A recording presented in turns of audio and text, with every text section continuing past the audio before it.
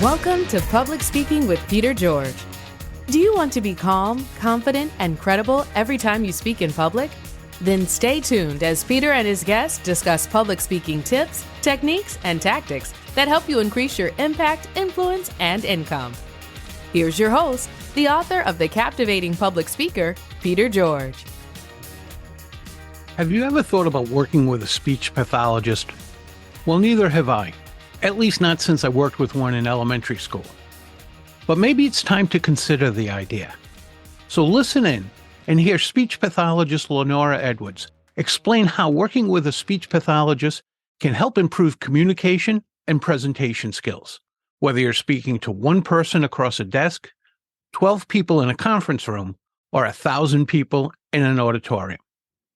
Lenora is a certified speech language pathologist and Chief Knowledge Officer with Better Speech.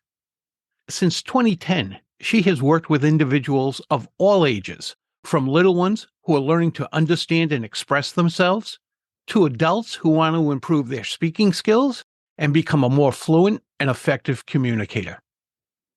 Here's my conversation with Lenora Edwards. Hi, Lenora. Welcome to the show. Hi, Peter. It's great to spend time with you. Thank you so much for having me. Lenora, we're going to discuss how our listeners might work with a speech pathologist to improve their presentation skills. Can you give an overview about how that might help? Absolutely. I actually work with a company called Better Speech. And as a speech language pathologist, we are experts at helping people communicate. And when we actually started communicating, we started communicating even before we actually came into the world. We had to start understanding language. And that's where our specialty is, in helping people communicate effectively and clearly, whether they're referring to as public speaking as standing up in front of a room or speaking to an individual, whether it's going up to somebody at work or going up to somebody to ask them out, or going up to somebody in the grocery store saying, can you help me find the cereal?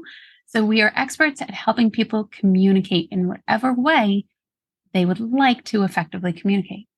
Having worked with a speech pathologist when I was very young, dealing with my lisp and my stutter, I appreciate what you guys do. And I do agree that on any level, tell me if I'm wrong, that people say, no, I don't have a lisp. I don't have a stutter. I don't have this particular impediment. I don't need a speech pathologist. I'm all set. So as a speech language pathologist, people often hear, oh, speech therapy. Well, there's nothing wrong with my speech. Now, when it comes to somebody's speech, if they don't have a lisp, such as in if they're saying soup, it's not coming out shoop, the air's not coming out the sides of their mouth, or they're not saying words like wed for red. Those are articulation components, and they're absolutely true. But we also see people for that fluency component. So when people hear speech therapy, they think either a misarticulation or a fluency. And that, although those are true, that's not the only thing that we do. And when we work with our clients on public speaking, what we work on is vocal hygiene. We also work on appropriate breathing patterns. We also help manage their nerves. And in some cases, accent modification, which is truly important. Everyone knows that America is a great melting pot, and people want to effectively communicate, and people have important things to say. When it comes to speech therapy, it's truly important to be able to ensure that the client can effectively communicate without those filler words and without those stammerings components and without these other difficulties or their nonverbal cues that may be miscommunicating what they want to effectively communicate. Okay, let's take each of those. You mentioned vocal hygiene, and I don't know if I've ever heard that term before. Can you explain it and how that might help us? Absolutely. So when vocal hygiene, the quality of your voice matters. It can be really grovelly, really hoarse. So when it comes to vocal hygiene, having appropriate hydration is truly important, especially when we go up on stage or our clients go up on stage to speak, whether that be in a boardroom or that be in a auditorium where there are 1,000 people listening. Vocal hygiene is truly important because that is the tissues that are supporting that whole expression. we have vocal cords, and our vocal cords are truly, truly important, and they're absolutely magnificent. They come together, they open and close with our breathing and with our vocalization. When we breathe, they're open. When we talk, these vocal cords vibrate back and forth. So it's important to have to take care of our voice in quality rest, in quality hydration. If we're having more caffeinated beverages, whether it be soda or black tea, or if we're having more caffeine, it will actually result in dehydration. And as a result, your vocal cords don't sound and don't operate at their best. So especially when you're speaking, you want to make sure you're taking care of your voice, that vocal hygiene. When we work with singers, they actually like to warm up prior to, you might have seen some of these videos on YouTube where they're changing their levels of volume, and that is a warm up. The same is true for public speakers. They want to warm up their voice and effectively take care of it. So those are the types of things that go into it when we talk about vocal hygiene. Do they realize the importance, or are they thinking more, that's my voice, it is what it is, and if I'm having coffee or tea or whatever, what's the big deal? It might be that. In a boardroom, or if you're talking to a colleague and you're presenting to 10 people, they might not think that much about it. And that is absolutely true, and that's okay. But it is still a component, especially if let's say you're a professor and you're speaking, or you're a teacher, you're speaking for hours on end. Taking care of your voice truly matters. At one point, my husband was making a number of phone calls, and he would notice by the end of the day, his voice was really hoarse. And I would say, you got to take better care of your vocal cords. That vocal hygiene is a thing. And we often just go, oh, it's such and such. It's no big deal. But it is still a big deal. It's one that you really, really want to take care of. You only got one set. When you talked about coffee, tea, it does dry out your vocal cords and your mouth. Very much so. I sip on water all the time when I'm speaking, even here on this podcast. I got to admit, it's not a proactive thing. It's actually a defensive thing. I drink 3 large iced teas a day, which totally dries out everything. But it's just what I've been doing since I was a kid. Yeah. And so I have to sip the water to combat that and stay hydrated. Absolutely. And that's okay. It depends on where somebody is. There are clients that we actually have that are completely unrelated to public speaking. They're experiencing Parkinson's.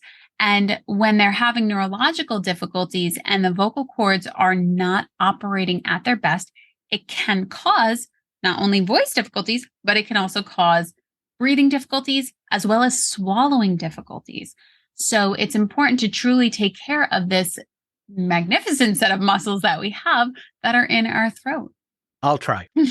What I actually do now is if I'm going to be speaking, I will avoid the iced tea, even though it drives me crazy, for 2 days. And I'll just drink water. Got a nice little hook there. But as soon as I leave that venue, I stop at Dunkin' Donuts and get my iced tea. That's great. Medication can actually also do it too. So if you're taking certain things or if somebody really likes their caffeine and they're having caffeine tablets, it can shift the quality of their voice. So it's just something to be aware of. It's not necessarily going to make or break you depending on what your everyday lifestyle is. And I love that you figured out what works best for you. I'll stop 2 days before, and then afterwards I will enjoy my iced tea, and it works for you. And that's a great thing. Annoying as hell, but yeah, it works. You also mentioned it helps with our nerves. Absolutely. How can speech therapy help with our nerves? When it comes to having people stand up, and I love the one I listened to another recording of you when the tribe would come and see you and you had all these eyes looking at you. That was an amazing analogy. I don't know if you've mentioned it on your podcast in case you want to mention it now for your listeners.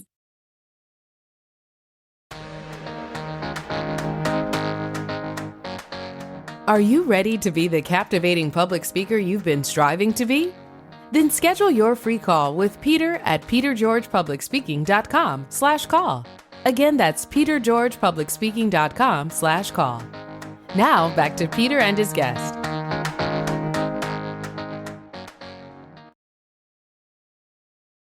Well, just talking about going back into the evolution of being fearful of public speaking.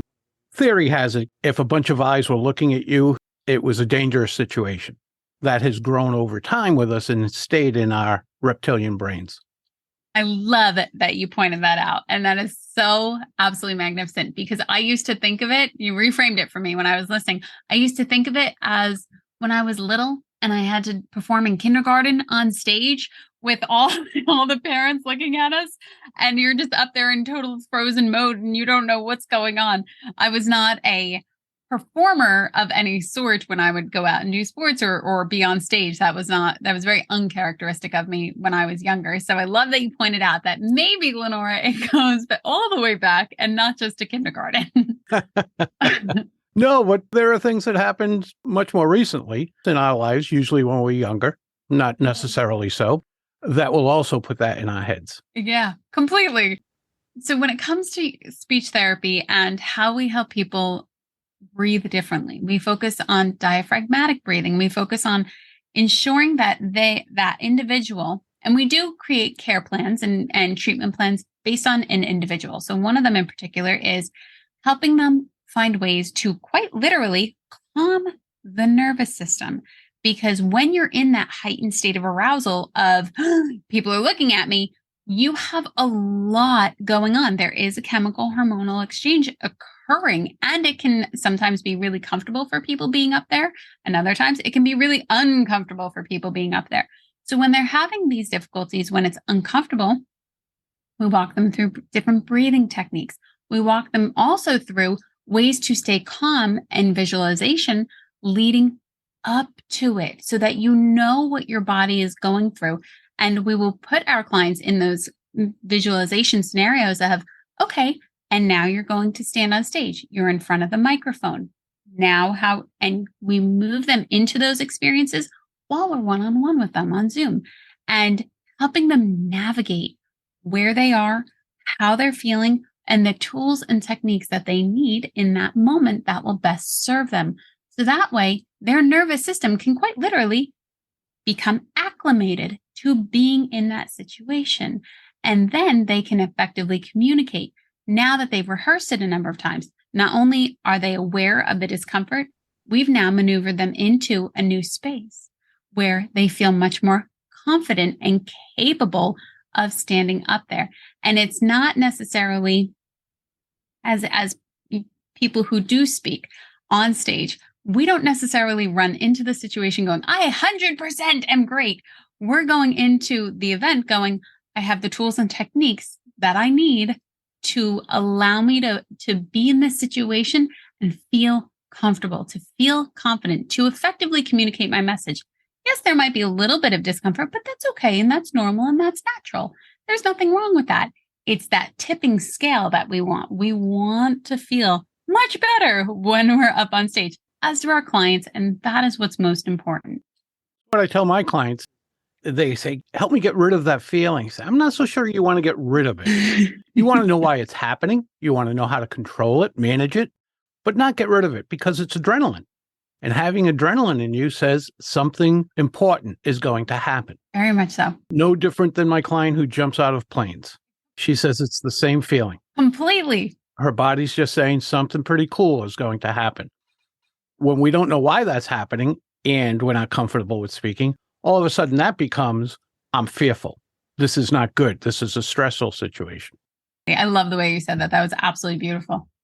Let's talk about accents. You mentioned that too. Coming from Rhode Island, we do not pronounce our R's. And I have a very difficult time when I try to insert R's where they belong, doesn't flow well. I know it still bothers a lot of people that they're very uncomfortable because of their accent, whether it's a Rhode Island accent from a different language, a different country. How does speech therapy help with that? Absolutely. That's a great question. So how can speech therapy help with my accent? And as somebody who grew up in Brooklyn, I did not have ERs in any of my words. So it wasn't, hey, mom and dad, what's for dinner? It was, hey, mom and dad, what's for dinner? And there was an D-I-N-A at the end of it. And my clothes weren't in the dresser. My clothes were in the dresser. See, that sounds perfectly normal to me. And at that point, it is very much a dialect. And that's a good thing.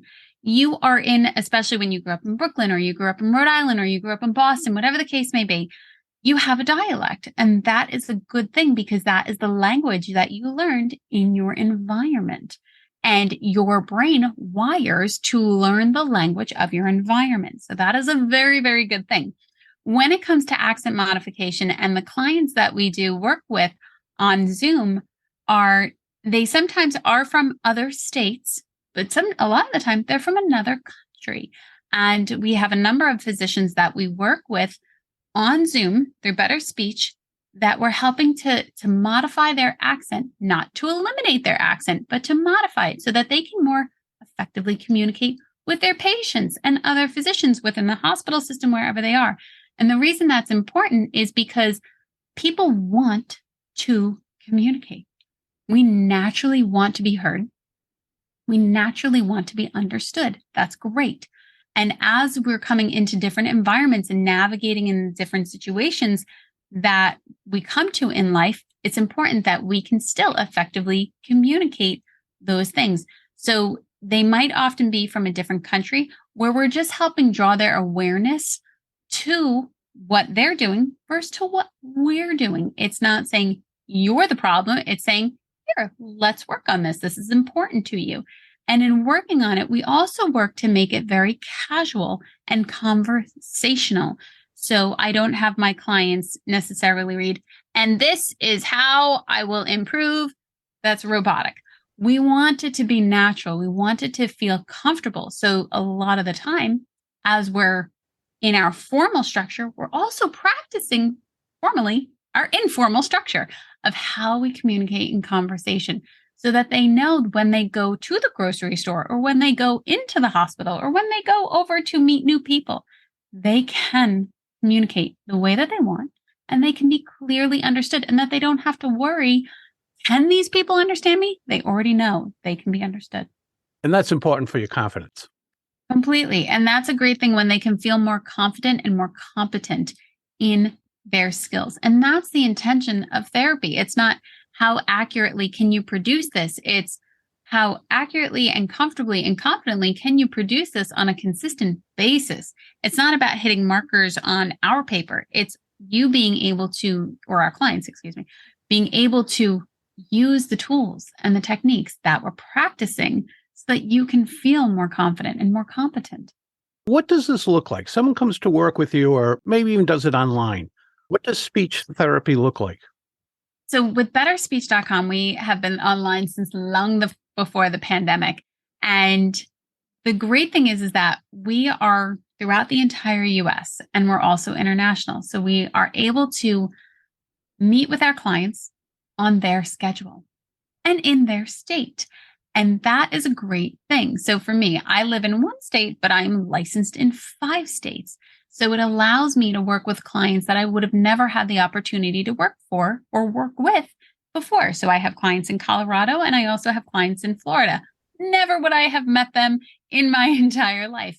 But because Better Speech is online and because we are throughout the entire US and because we are designed to be on your schedule, on the times that are convenient for you, whether they are weeknights, whether they are 7 a.m. in the morning, whether they're weekends.